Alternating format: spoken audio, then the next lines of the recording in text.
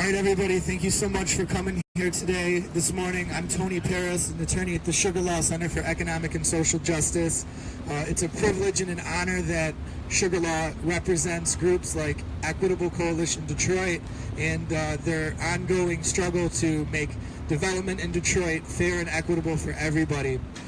Unfortunately, we have to keep revisiting this issue, and today, a year after City Council needs to reconsider the Community Benefits Ordinance, Proposal A, that would have provided a meaningful and legally binding community benefits agreement process for the new development in Detroit. From Sugar Law's point of view, we want this process to be legally binding, so we're not just relying on the promises that city officials may make regarding how we can all benefit from a community benefits process.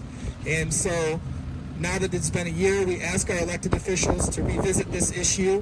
We ask that they do the right thing and have a legally binding community benefits agreement process that allows for the neighborhoods to have a voice and not for a top-down, empty, absolutely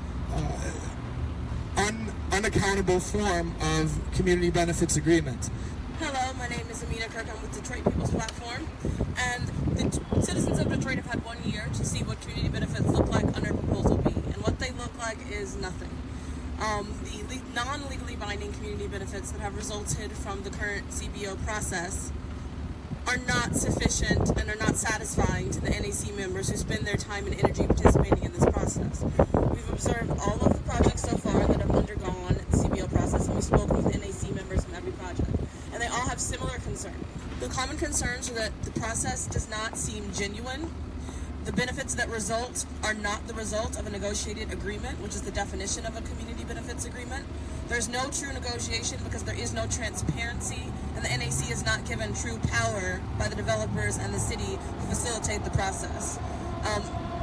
The process is meaningless. The process is lip service. Detroiters deserve better from people who are getting our time and our resources for their profit. So what we need is a true legally binding community benefits agreement that will give the NAC power to represent their communities and to demand what their communities need in exchange for their money. My name is George Adams. I'm an elected member of the Neighborhood Advisory Council for the Herman Kiefer Development. And so I think that the city and the officials need to make an adjustment in the ordinance so that we have realistic time frames so that we can meet the deadlines and also be able to negotiate properly for our community, because we need to be a part of what's taking place in our communities. If we're not a part of what's taking place in our communities, then nothing needs to take place unless we're a part of it.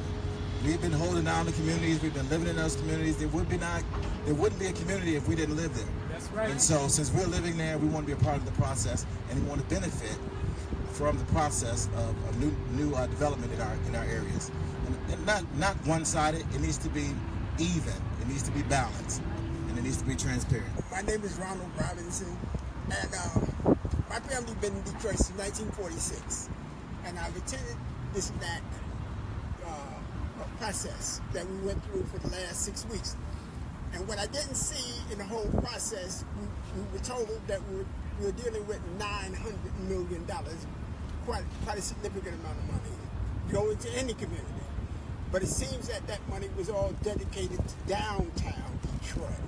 But what we need for some of that money to be redirected to uptown Detroit, where the 677,000 Detroiters live. The current CBA Prop B isn't working. The resurgence in the city only applies to maybe 20% of our Detroit residents, while 80% of the Detroit residents are being left out. As you look around here where we stand today, we have the development that's going on in front of the Spirit of Detroit. We have a development that is probably going to go on in a Hudson site. We have Little Caesars Arena where we have no concessions. This community are not benefiting at all. We received nothing while they took all of our tax dollars and applied it to billionaires and millionaires. What about those of us who have been able to sustain this community? We ask that you support Prop A, and we ask that you support the movement. What will happen following today's press conference is we'll go back into our communities and we'll begin to educate those nearly 100,000 Detroiters who voted to support Proposal A, a legally binding agreement, about the amendment process that Sugar Law described earlier in our press conference. And we will be meeting with our elected officials to urge them to reconsider and to bring forth a legally binding and meaningful community benefit agreement in the next legislative session.